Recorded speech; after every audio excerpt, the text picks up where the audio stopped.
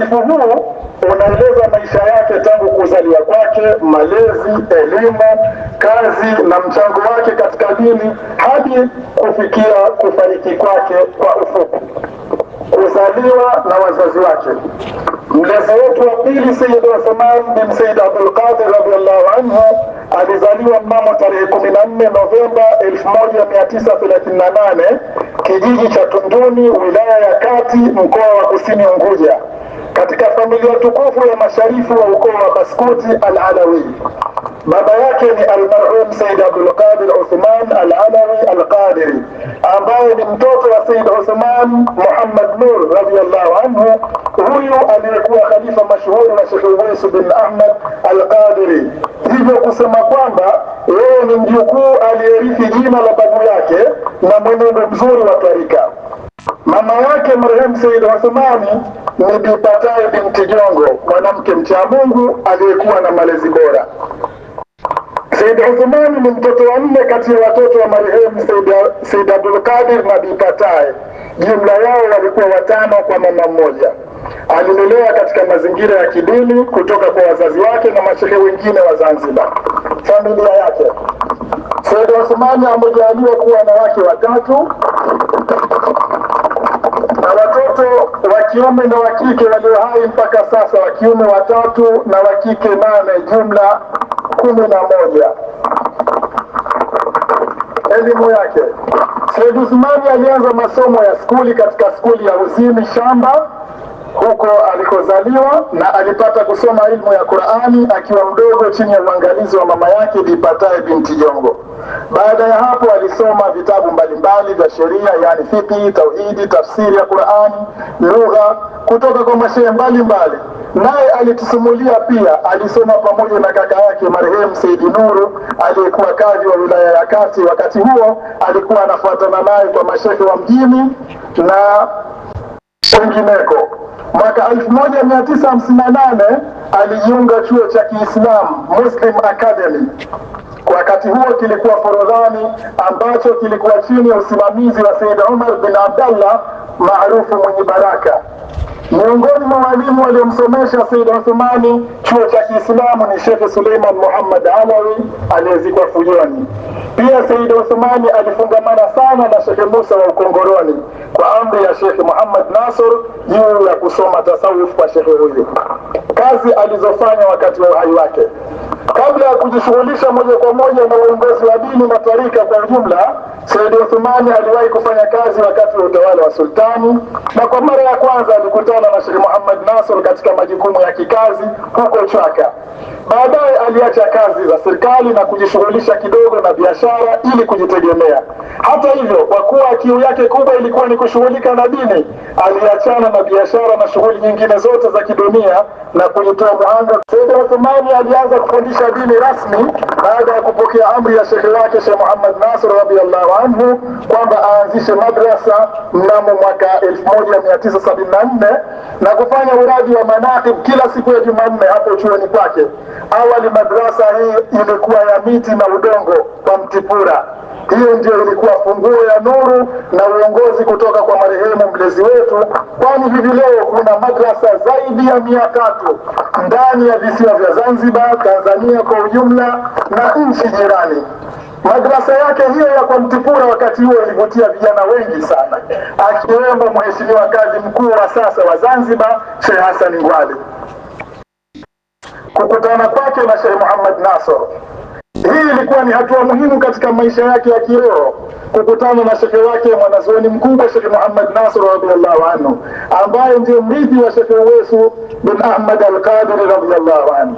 Sheikh Muhammad Nasr alimpa ijaza, na kwa kuona kwake mbali Sheikh Muhammad alitambua juhudi, ibada na ikhlasi kubwa ya marehemu Sayyid Uthmani, hivyo alimpa ukhalifa pamoja na ushehe. Katika hili kubwa ilikuwa ni mwanzo wa uongozi wake katika tarika.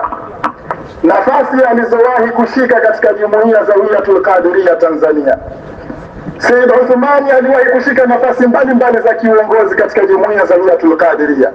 Mara baada ya kuanzishwa jumuiya ya Zawiyatul Qadiria Tanzania mwaka 1992, yeye ndiye aliyekuwa mwenyekiti wa kwanza wa tawi la Zanzibar, nafasi aliyotumikia mpaka mwaka 2003 alipotawafu Sheikh Muhammad Nasr mnamo tarehe 17 Machi 2003, na hapo ndipo ukawa ukurasa mpya kwa kutawazwa rasmi kuwa ndio mlezi wa pili wa kiroho katika tarika chini ya malezi ya Sheikh Muhammad Nasr radhiyallahu anhu.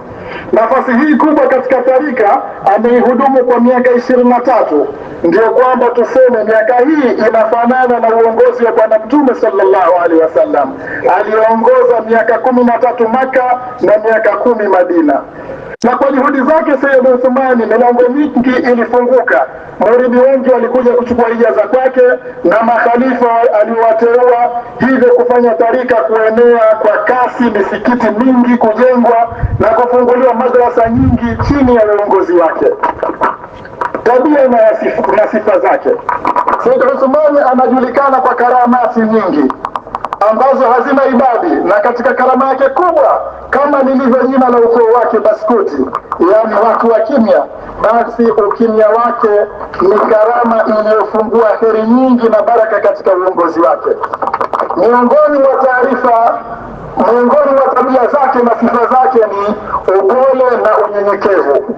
Licha ya hadhi yake, hakuwahi kujitukuza na kujisifu, bali hukaa na watu wote bila ya kujali vyeo vyao. Alikuwa akipenda sana kukaa na watu wote bila kujali wanakotokea, na nyakati zake za mwisho alipenda sana kukaa na vijana. Sifa nyingine ni ukarimu. Sayyid Uthmani ni miongoni mwa wanazuoni waliokuwa wakarimu. Katika nyumba zake zote kulikuwa wazi kwa wageni, wenyeji, wanafunzi, na kuwasaidia mayatima na wenye mahitaji mbalimbali. Uchamungu wake, Sayyid Uthmani ni miongoni mwa wachamungu waliokuwa wenye subira sana, na alijipinda sana katika kufanya ibada zake kwa usiri mkubwa sana. Alipenda sana kufanya hivyo, na hata akifanya adhkari na kusoma Qur'an wakati wote. Sifa yake nyingine ilikuwa ni uvumilivu. Katika uongozi wake amekutana na changamoto mbalimbali, na amekuwa dira na nguzo muhimu ya kutatua changamoto hizo kwa sifa yake ile ile ya upole na utulivu, hivyo kufanya uongozi wake uwe ni wa kipekee wenye alama ya umoja na mshikamano baina ya muridi wake.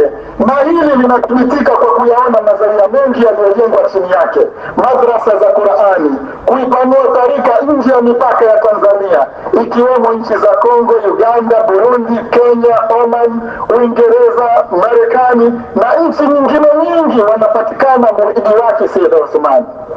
Alikuwa na sifa ya upatanishi. Miongoni mwa weledi mkubwa aliyokuwa nao ni sifa yake na nguzo kubwa hii ya kupatanisha watu mbalimbali katika dini ndani ya Tanzania na nje ya Tanzania. Wakati wote alikuwa akisisitiza kuwa tarika ni njia ya kumkaribia Mwenyezi Mungu, si kutengana. Kufariki kwake, Sayyid Uthmani alifariki asubuhi mnamo majira ya kuelekea saa 4 siku ya Jumatano tarehe 8 Julai 2026, sawa na mwezi 22 Muharram 1447. Na kufikia siku hii amefariki akiwa na umri wa miaka 88. Tukio hili lilitokea baada ya kutoka kuzungumza na wageni waliomtembelea, kama ilivyo desturi yake kukutana na watu mbalimbali. Safari yake ya mwisho hii ilikuwa imejaa nuru nyingi, kwani aliamka alfajiri na kuswali sala yake. Alikaa na kufanya nyiradi zote mpaka kuswali salati dhuha, na baadaye kurudi nyumbani kwa ajili ya kupata chai na familia hapo nyumbani kwake kwa Mtipura. Mara tu baada ya kumaliza alizungumza na wageni kisha kuingia ndani kwake. Hapo ikawa ndiyo safari yake ya kurudi kwa Mola Mwenyezi Mungu mtukufu. Inna lillahi wa inna ilaihi raji'un. Hitimisho. Maisha ya mlezi wetu wa pili Sayyid Uthmani radhiyallahu anhu ni kielelezo tosha cha mtu aliyejitoa kwa ajili ya dini yake na umma wake kwa ujumla. Kuanzia jitihada zake za malezi yake ya kidini, kukuza elimu na kuitanua tarika, mpaka kufikia mwisho wa maisha yake leo hii, yeye ni baba na mlezi aliyetufunza kutumia maneno mengi bali vitendo vingi. Wote hao wanadhihirisha kuwa yeye ni kiongozi aliyechaguliwa kuhudumia tarika. Mwenyezi Mungu ampe yeye na familia yake firdausi ya juu pamoja na babu yake Bwana Mtume Muhammad.